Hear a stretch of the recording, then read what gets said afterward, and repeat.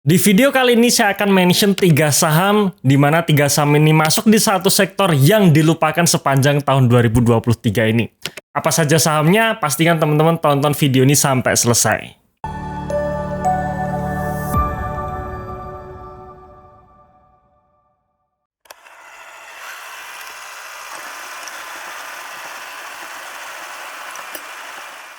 Ya, sepanjang tahun 2023 ini banyak sekali sentimen negatif yang masuk ke negara kita. Baik itu sentimen negatif di sektor keuangan maupun di sektor real. Yang pertama, kita berada di tahun suku bunga tinggi di mana ini juga menghambat perekonomian kita dan juga menghambat pasar modal kita. Yang kedua, naiknya harga bahan-bahan pokok. Di mana kita melihat harga beras melambung tinggi dan juga harga bahan-bahan pokok lainnya ikut naik. Dengan adanya dua hal tadi, otomatis membuat daya beli masyarakat pun ikut menurun. Dari semua sentimen negatif tersebut membuat pasar keuangan kita pun juga lesu sepanjang tahun 2023 ini. Nah, sektor poultry salah satu sektor yang ditinggalkan untuk tahun 2023 ini di mana kita melihat harga saham dari 3 sektor poultry utama kita ini tidak kemana-mana, bahkan dari tahun 2020 sampai tahun 2023 ini. Oke, yang pertama yaitu PT Malindo Feedmill Tbk atau Malindo, saham dengan kode emiten MAIN ya, MAIN.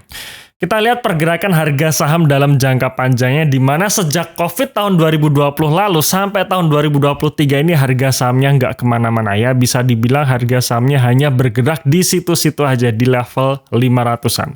Saat video ini diambil tanggal 20 November 2023 harga sahamnya ditutup di level 525 yang menunjukkan level PBV 0,5 kali dengan PI ratio 25 kali. Sekarang kita lihat kinerja dari MAIN ya sepanjang tahun 2023 ini sampai posisi bulan September. Kita lihat penjualan bersihnya naik 7% dari 8,3 triliun rupiah menjadi 8,9 triliun rupiah. Kemudian laba brutonya naik 39% dari 535 miliar rupiah menjadi 745 miliar rupiah. Dan laba bersihnya naik 190% dari sebelumnya rugi 50,9 miliar rupiah menjadi laba 45,8 miliar rupiah. Selanjutnya saham yang kedua yaitu Charon Pokpan Indonesia atau saham dengan kode emiten CPIN. Hal yang tidak jauh berbeda dengan MAIN ya, di mana harga sahamnya kalau CPIN ini sedikit berbeda ya.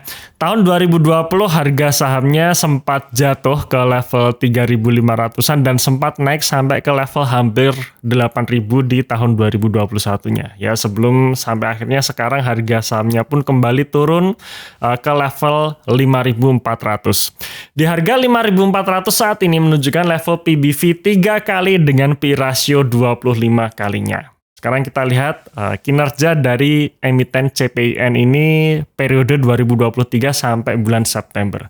Penjualan netonya naik 8% dari 43,4 triliun rupiah menjadi 47,1 triliun rupiah. Kemudian laba brutonya stagnan ya, dari tahun 2022 posisi September ke 2023 posisi September tidak kemana-mana, masih di sekitar 6,9 triliun rupiah. Dan laba bersihnya mengalami penurunan 16% dari 3,1 triliun rupiah menjadi 2,6 triliun rupiah. Kemudian yang ketiga saham yang terakhir yaitu Japfa Comfit ya atau saham dengan kode emiten JPFA.